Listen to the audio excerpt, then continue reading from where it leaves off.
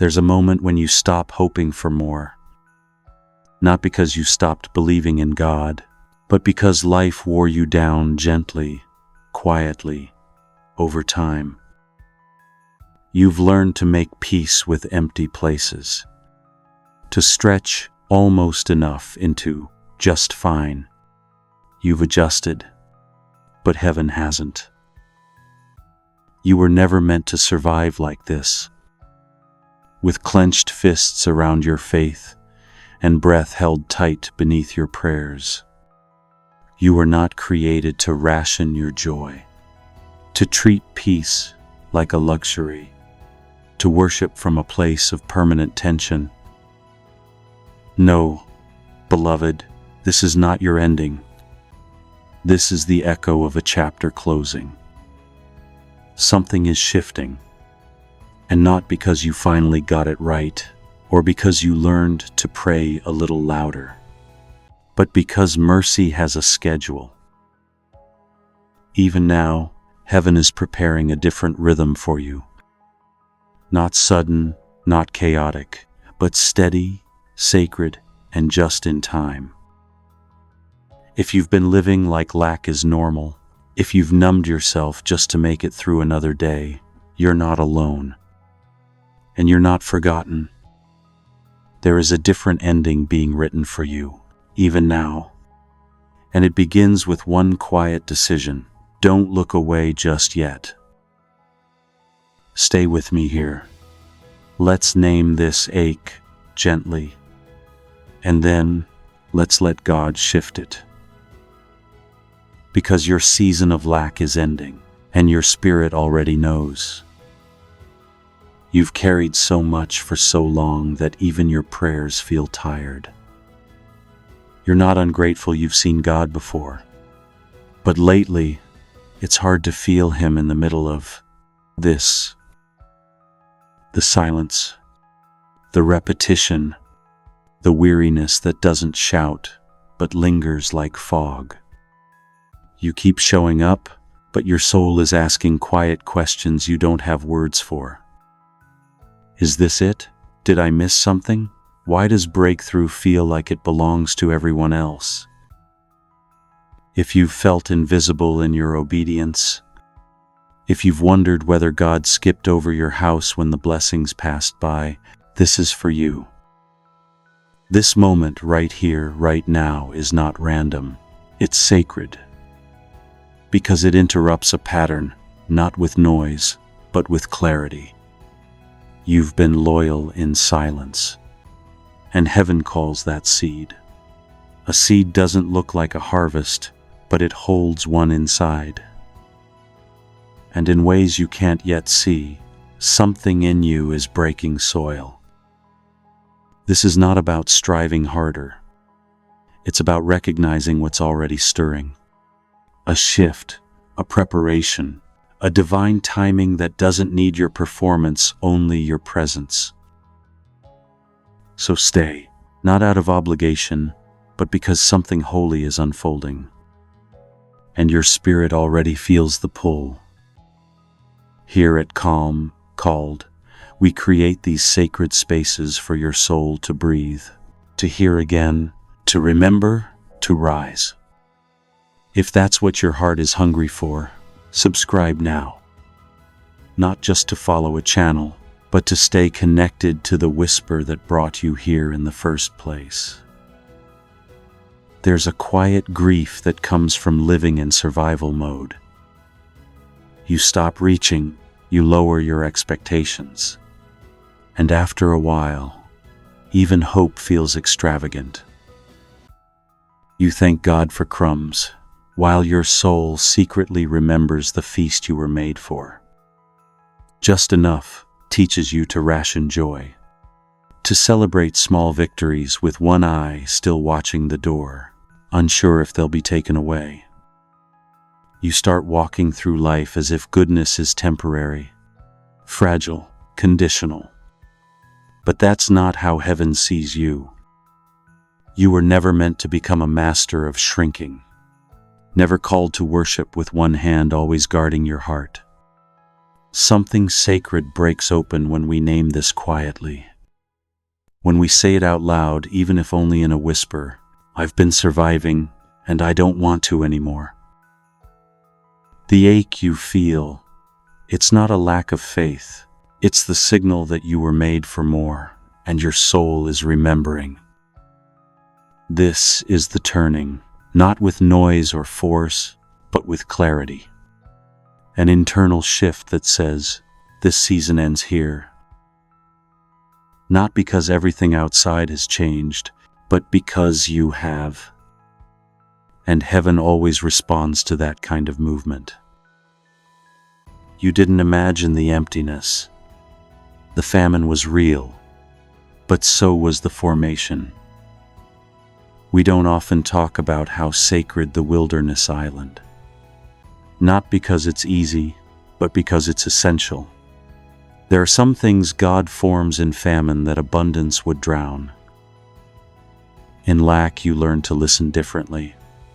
You noticed the subtle moves of grace. You found God in places no one else thought to look.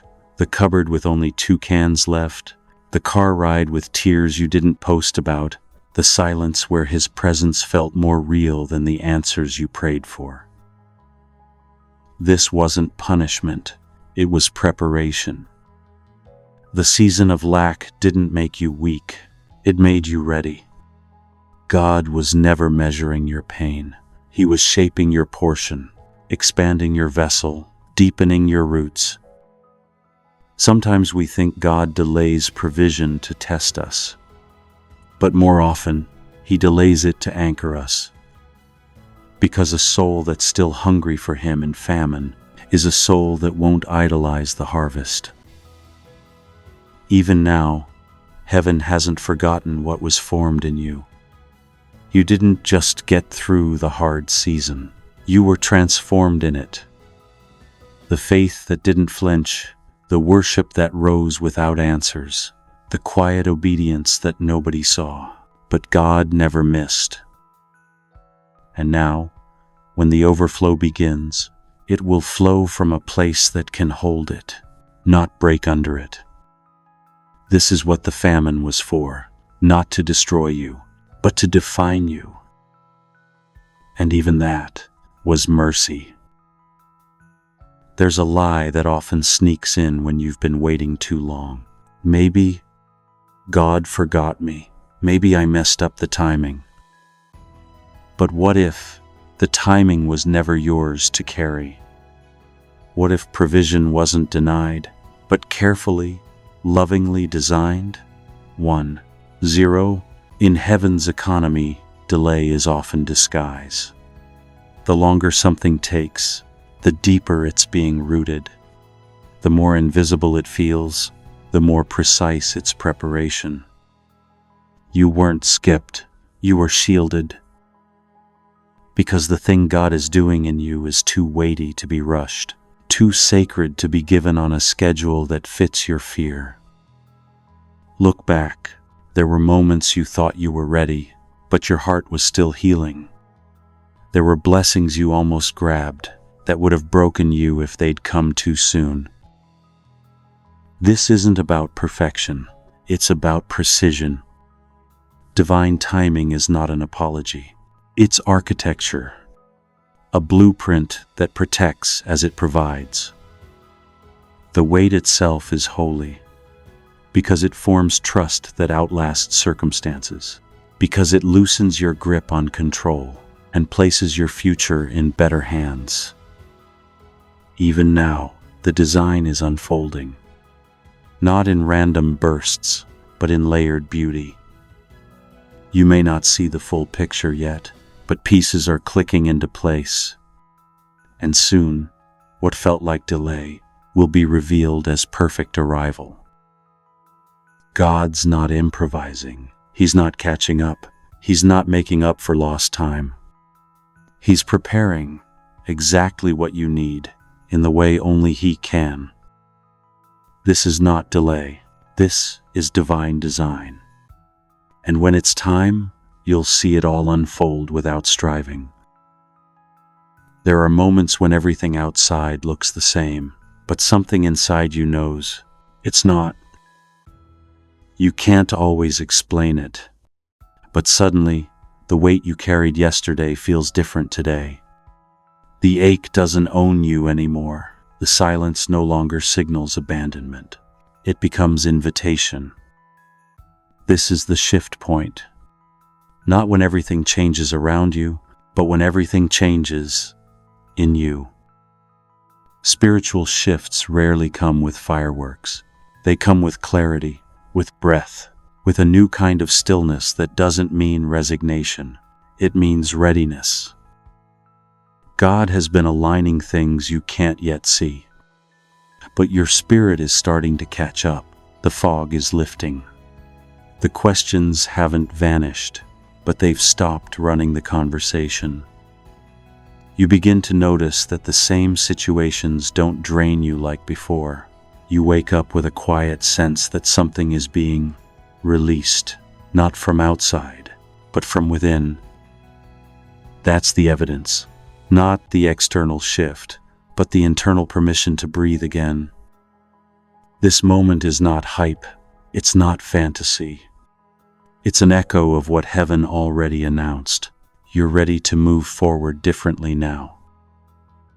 And when you cross that invisible line, even before provision flows, something sacred takes root. You begin walking not as someone still begging to be seen, but as someone who knows they've already been sent. This shift, it's not loud, but it's permanent. And it's already begun. The question isn't whether God can move. The question is, do you still believe He will for you? 3. After long seasons of waiting, the heart grows cautious. You stop dreaming too big, praying too boldly, expecting too much. Not out of rebellion, but out of self-protection. You tell yourself you're being wise, grounded. But deep down, the truth aches quietly. I don't want to be disappointed again. This is where many stay stuck, between knowing God is able and quietly fearing He won't. But heaven isn't afraid of that honesty. God doesn't punish you for hesitation. He invites you through it. So let's ask it together, gently. What do you still believe is possible now? Not in theory, not for others, but for you, right here, in this exact season. Can you believe for restoration, even after the loss? Can you trust there's purpose, even when nothing made sense? Faith isn't blind positivity, it's sacred defiance. It's looking at a field that looks barren and still choosing to plant. Maybe today isn't about receiving everything. Maybe it's just about reopening your hands. To stop gripping your fear like armor. To let expectation rise again like breath you didn't know you were holding. Even now, you're not too late. Your heart hasn't missed the window. If you're still breathing, God is still building. Let this be the moment you stop bracing for disappointment and start preparing for overflow. Not because you earned it, but because grace still flows freely. And heaven loves it when you believe again. Provision isn't random. It has a rhythm, and it's often quieter than we expect. We've been trained to look for overflow in dramatic shifts. Sudden windfalls, miraculous doors flung wide overnight. And yes, sometimes God moves that way, but more often, His provision flows like a river, not a flood. It comes in waves, paced with purpose, steady, sustainable, sacred. If you've been waiting for a loud sign, you might miss the quiet streams already forming around you. The connection that showed up when you weren't looking, the opportunity wrapped in obedience, the peace that arrived when you finally released what was never yours to carry. God's rhythm isn't just about when He provides. It's about how you move with it. Are you open to his pace, or are you still measuring him by your clock? Provision isn't just about money, open doors, or material blessing. It's about alignment, receiving what's needed, when it's needed, in a way your soul can actually hold. You weren't created to run on scarcity, but you also weren't built to hoard overflow out of fear. You were designed to flow with the giver, not chase the gift. Like manna in the wilderness, it came daily, not to test faith alone, but to teach rhythm, dependence, trust. And the same is true now. Heaven's rhythm hasn't changed. It's consistent, even when life isn't. But to hear it, you have to slow down, listen deeper, move differently. Overflow isn't a moment, it's a movement, and it begins when you stop grasping and start flowing. There's a kind of faith that grows in the dark. Not the kind that waits for signs, but the kind that walks anyway. You've prayed, you've waited, you've believed, and still the landscape in front of you looks barren. No sudden confirmation, no obvious path. Just a quiet voice inside saying, "Keep going." This is where many turn back, not because they don't love God, but because the silence is louder than their memory of his voice. But if you listen carefully, faith has a sound too. It's the whisper that won't let you settle, the stir that wakes you when everything else says, "Give up." It's the pulse of heaven within you, saying, "I'm still here." When you walk without visible evidence, you begin to see in a different way. Not with your eyes, but with your knowing, with the kind of clarity only born from trust. And that's the ground where miracles begin. Not where everything looks promising, but where everything looks impossible, and you walk anyway. God isn't impressed by noise. He's moved by trust. By the steps you take when no one's watching, by the quiet decisions you make when no one applauds. Even now, with little to show for all you've carried, there is a record being written in heaven. A harvest being prepared in soil you can't yet see. It's not about performance, it's about posture. So if your hands are trembling but still reaching, if your voice is cracking but still praying, you're not behind. You're on holy ground. And every step you take in faith, even now, is a step into the overflow that's already in motion.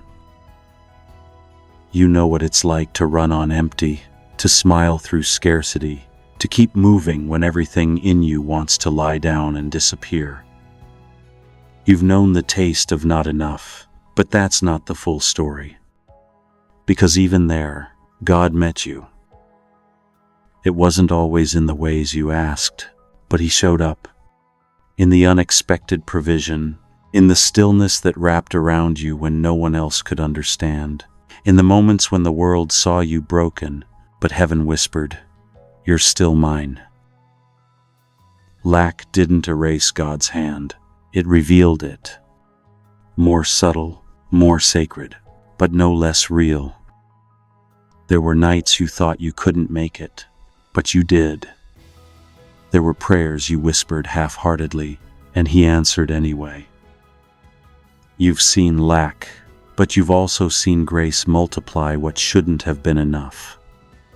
You've seen peace descend where panic should have lived.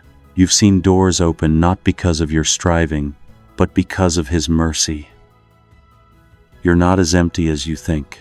You carry a history with God. A personal archive of survival, of rescue, of sacred interruptions.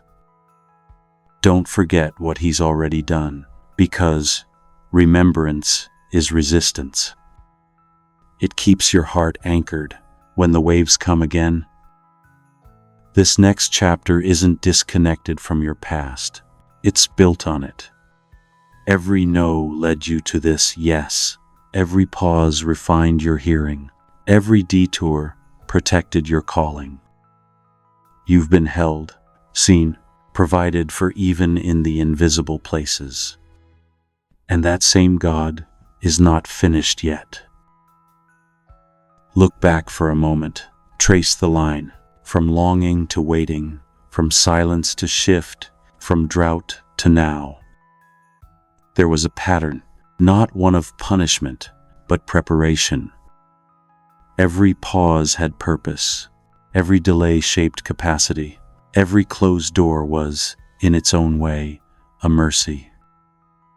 And now you stand at the threshold of pouring out. Not because you've finally unlocked some divine formula, but because the season has shifted. Not in panic, not in performance, but in rhythm. Overflow is not random, it's responsive. It comes to hearts that stayed when it was dry, to hands that kept reaching when nothing was falling. You've lived the pattern, faith in famine, obedience in obscurity, hope in the hush. You've honored the pause. You waited when it would have been easier to walk away. You trusted when clarity was nowhere to be found. You prayed even when the words felt hollow. And now, the pouring, not always in the way you imagined, but in the way your soul most needed. Peace, provision, alignment, sustained strength. Not a single drop is wasted. Every ache became a well. Every moment of scarcity carved a deeper space to receive. This is overflow not just as blessing, but as witness. A testimony not of arrival, but of endurance, of grace. The pattern brought you here, the pause prepared you, and now heaven pours. Before anything shifts around you, God wants to release something in you. Not just provision in your hands, but peace in your chest. Not just answers to your questions, but stillness in your spirit. Because the greatest overflow isn't external, it's internal. It's when joy returns where sorrow had taken root, when trust blooms again in the soil once hardened by disappointment. And that's what God is doing now, right here, right where you are. So breathe, slow. Let go of needing to control the how and when.